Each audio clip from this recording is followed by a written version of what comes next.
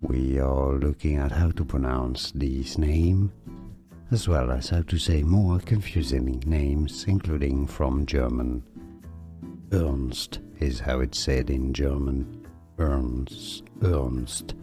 So, in English, British English, Ernst, or American English, Ernst. We are looking at how to pronounce these names, as well as how to say more confusing names, including from German. Ernst is how it's said in German. Ernst.